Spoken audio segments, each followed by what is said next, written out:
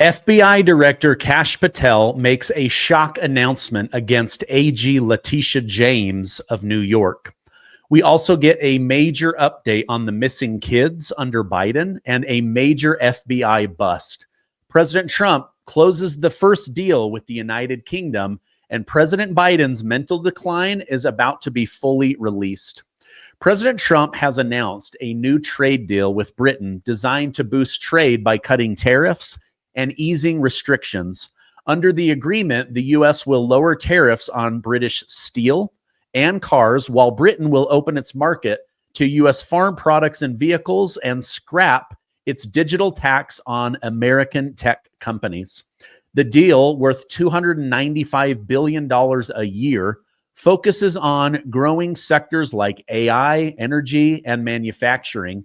It also aims to strengthen supply chain as tension with China continues. British Prime Minister Keir Starmer called it a reset in US-UK relations, and Trump said it helps fight unfair trade practices. With transparency as a key focus, the Trump administration is preparing to reveal a controversial part of Biden's presidency, reigniting debate over accountability and executive privilege. The administration plans to release audio tape recordings of former President Joe Biden's interview with special counsel Robert Hur when he was shown to have stolen classified documents.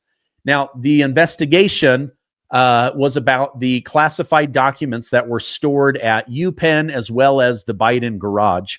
Biden had blocked the release by claiming executive privilege, preventing House committee from hearing the tapes. So even Congress hasn't heard these tapes. Trump's about to release them. The recording also has raised concern about his mental sharpness or lack thereof, right? Now, shortly after Robert Hur's report was released, which recommended no charges, partly because Biden might appear to jury members as a well-meaning elderly man with a poor memory, Biden strongly defended his mental fitness and criticized the report for mentioning that he couldn't recall when his son Beau died. Now, Biden stated, "I don't need anyone to remind me when he passed away. Frankly, when I was asked the question, I thought, is this anyone's damn business? The simple truth is that I sat for 5 hours, 2 days, over events going back 40 years. At the same time, I was managing a national crisis. My memory is fine."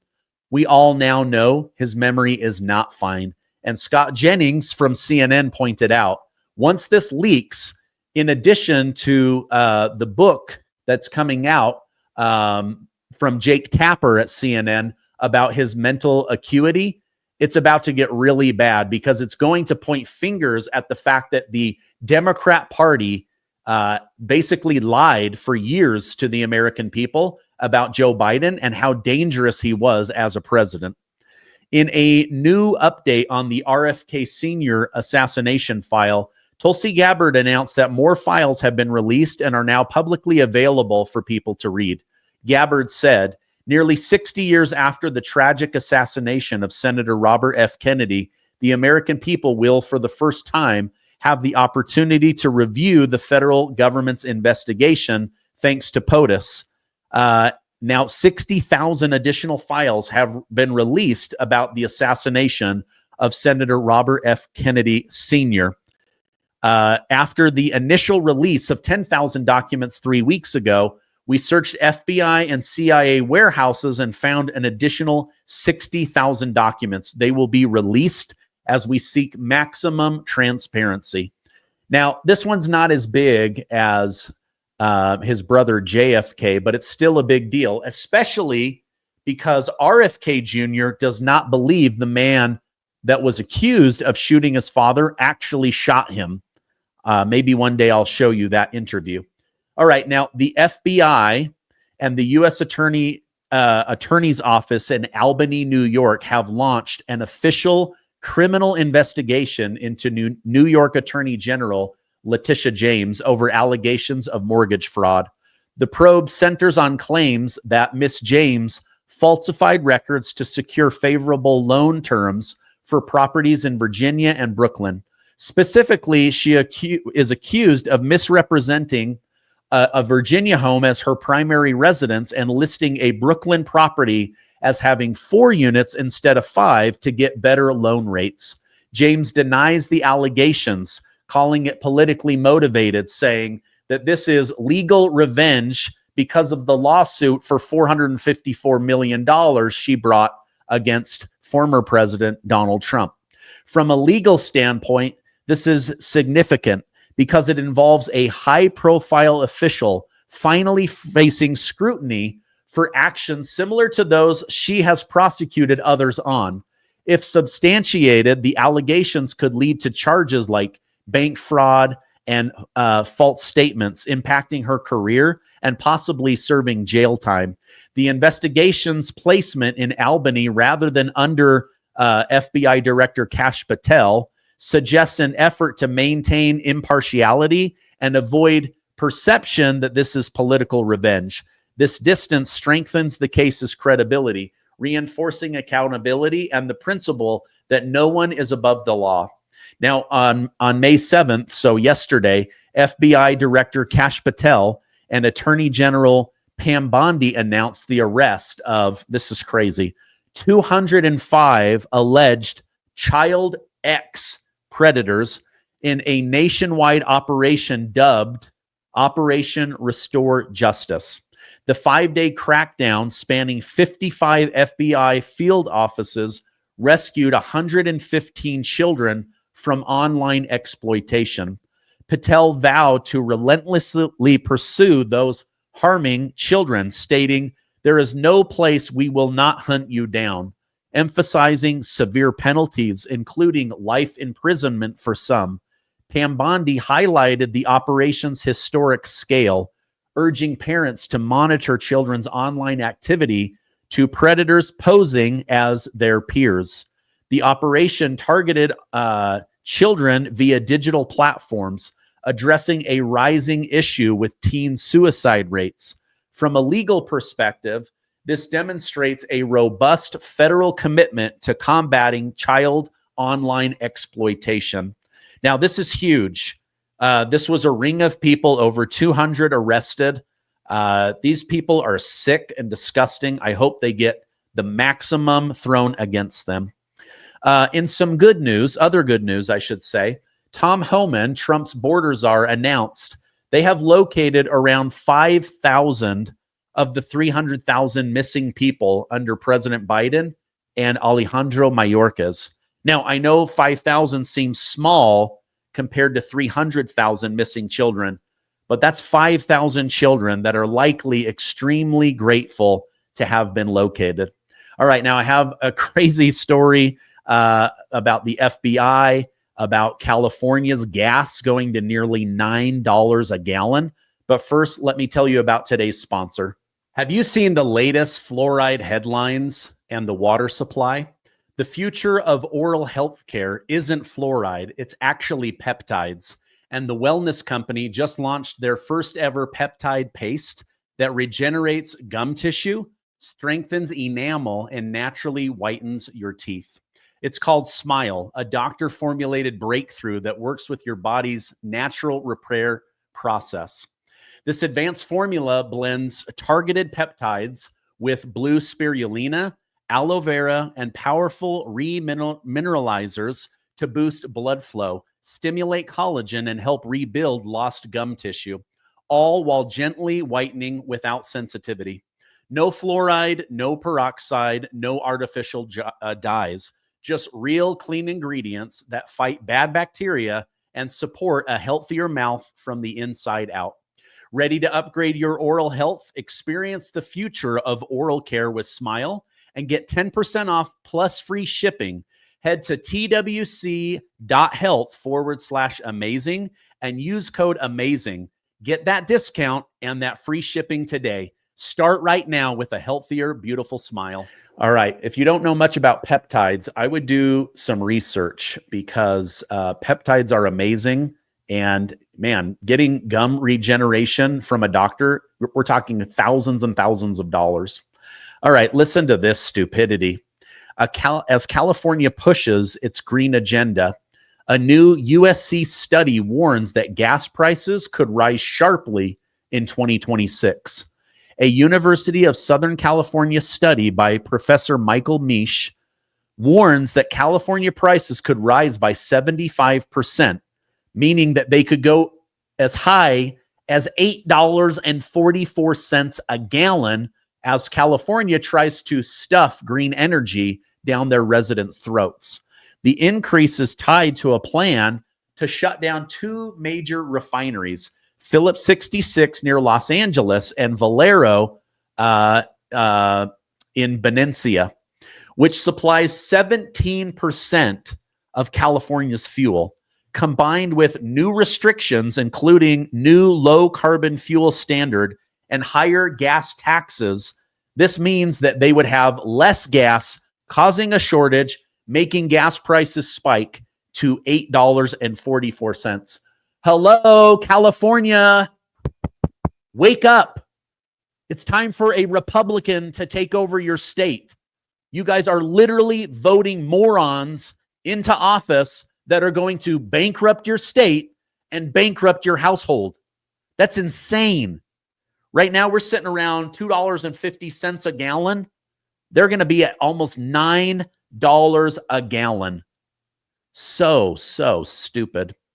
However, Republican leaders like Senator Brian Johns are calling it an energy and economic crisis, urging Gavin Newsom to do something. Now, Gavin Newsom, if this happens, your political career is dead. You've already screwed up with homelessness and the high-speed rail and wasting money, almost $10 billion on free healthcare to illegal immigrants. But guess what? This stupidity is what brings common sense back to places. And I think that California needs to be smacked upside the head with a whole bunch of common sense. All right, now after Senator Tom Tillis tanked the District of Columbia's attorney, U.S. District Attorney, President Trump has stepped in and brought in the big guns. Let me pull this up on the screen. All right, you guys probably know this name, but President Trump said, "I am pleased to announce that Judge Jeanine Pirro will be appointed interim United States U.S. Attorney for the District of Columbia." Jeanine was Assistant District Attorney for New York and then went on to serve as a county judge and district attorney, where she was the first woman ever to be elected to those positions. During her time in office, Jeanine was a powerful crusader for victims of crime. Her establishment of the Domestic Violence Bureau and her prosecutor office was the first in the nation. She excelled in all ways. In addition to her legal career, Jeanine previously hosted her own Fox News show, Justice with Judge Jeanine, for 10 years, and is currently the co-host of The Five, one of the highest rated shows in television. Jeanine is incredibly well qualified for this position and is considered one of the top district attorneys in history and in the state of New York. She is in a class all by herself. Congratulations. This is huge. Now, we wanted Ed Martin because this guy has the cojones to actually bring federal charges and lock some people up. But I have a feeling Judge Pirro is also going to be a bull in a china shop. And I, for one, I'm here for it. I'm ready to pop some popcorn, crack open a soda, and see what she can do to make Washington, D.C. safe again. It is time for some justice. All right, now, as tension with China escalates, China's foreign ministry demands the U.S. must drop its tariff before any real discussion can happen. In response, President Trump said he will not lower tariffs on China's imports to start trade talks, which means this is a non-negotiable. The growing trade war now has China hitting back with a 125% tariff that puts $650 billion in annual trade at risk. As the Russia-Ukraine war continues, Vice President J.D. Vance is leading U.S. efforts to push for peace. But this latest call for direct talks shows just how difficult this path might be. Speaking at the Munich leaders meeting yesterday, VP Vance said, "It's very important for the Russians and the Ukrainians to start talks start talking to one another. We think that is the next big step that we would like to take. I mentioned the Russians, but the Ukrainians also, they put out a piece of paper in our hands that says, this is what we need in order to bring this conflict to a successful resolution from our perspective. There's a big gulf, predictably, between where Russia and Ukraine are and where they think they should be. Now, just earlier today, President Trump called for an immediate 30-day ceasefire and to have the two governments come together to get this war brought to an end. I will let you know whether that happened or not. Now, this is interesting. The Democrats and the left-leaning media, they're not going to cover this. But the Washington Examiner put out today that under President Trump, new federal debt growth has slowed by 92%, with the national debt decreasing by $5.5 billion since Trump was sworn in office. This is attributed to the efforts of DOGE. Despite this, the article notes that the debt's trajectory is still bad, but this is a good first start. And if they will just continue to do this month by month, quarter by quarter over the next 4 years, I think we could see something truly miraculous. Trump deserves a major pat on the back. All right, now, FBI Director Kash Patel, he's been racking up some serious brownie points lately, but he is telling Congress, you cannot cut the FBI by $500 million. We're doing way more than the Biden administration was doing because we're no longer pursuing January 6 grandmas as our primary intention. We're actually going after gang members. We're actually going after people that are trafficking, drugs, criminal gangs. We're going after all of it. We need all of this in order to succeed. He is calling on Congress to not put forward a skinny budget, but keep it just as it is. And he says he'll work with that money and make America safe again. All right, that's my update for today. If you could, please give this video a like, share it with family members and friends. Also, I'm going to put an incredible interview right here. It's being suppressed, but it has the highest watch time of any video I've ever put out. So please click right here and go watch this interview. Stay amazing, and I'll see you on the next video.